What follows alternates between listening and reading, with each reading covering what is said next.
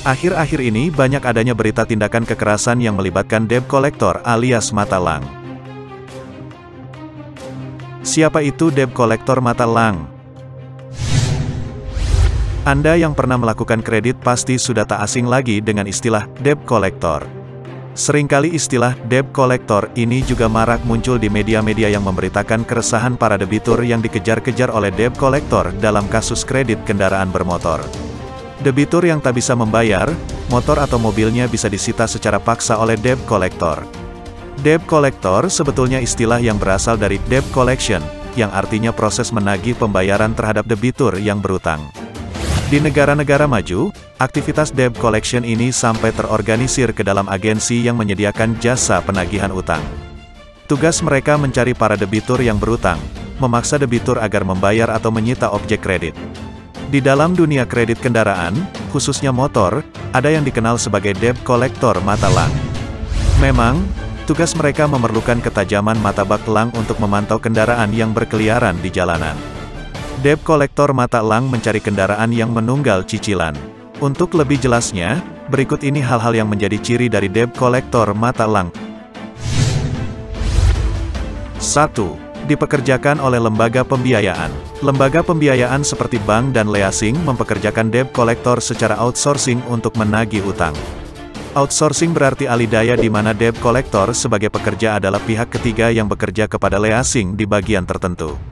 Para debt collector ini biasanya disediakan oleh agensi penyalur atau bisa juga pekerja perorangan yang bekerja pada leasing dengan status outsourcing. Debt collector mata lang banyak digunakan oleh leasing karena kasus tunggakan kredit motor ini memang sangat banyak terjadi dan memerlukan keahlian penglihatan. Penghasilan debt collector ini tergantung dari banyaknya debitur atau kendaraan yang berhasil mereka tarik. 2. Bergerombol di perempatan jalan. Kalau Anda melihat orang-orang yang bergerombol di sekitar perempatan jalan, mereka itu belum tentu orang yang tidak punya kerjaan. Bisa jadi mereka adalah debt collector mata lang yang sedang mengamati kendaraan yang lewat satu persatu. Mereka biasanya bergerombol 4-10 orang. Pekerjaan ini tentunya membutuhkan kejelian dan konsentrasi tinggi untuk mengingat ciri fisik dan nomor polisi kendaraan yang sedang mereka cari. 3. Memegang buku tebal. Para debt collector mata lang dibekali dengan sebuah buku tebal dari leasing.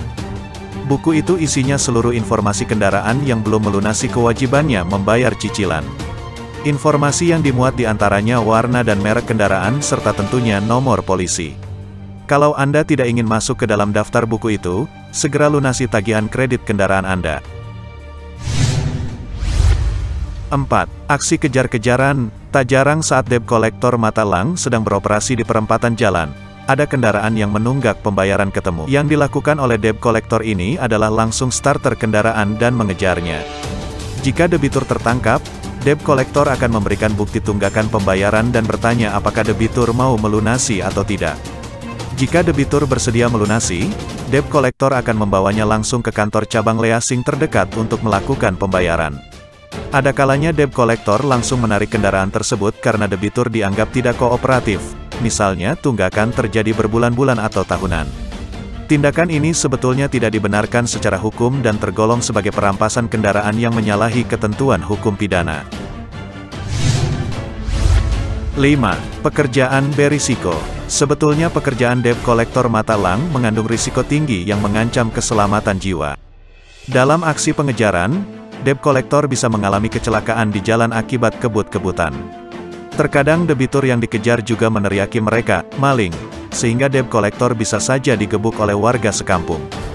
Debt collector juga seringkali merasa kasihan dengan debitur yang kendaraannya harus ditarik.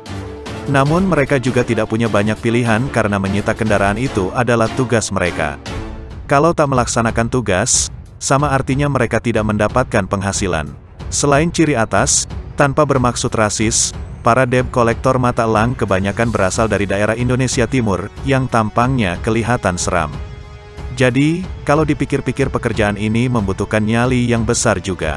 Masalah yang sering terjadi di lapangan, mereka yang ditangkap oleh debt collector mata lang ini ternyata bukan debitur yang sebenarnya.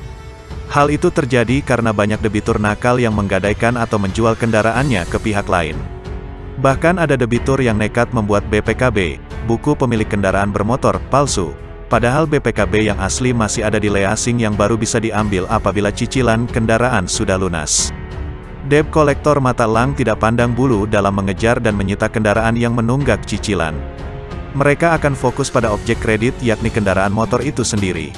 Mereka tidak peduli jika Anda adalah korban penipuan dari penjualan motor dengan BPKB palsu.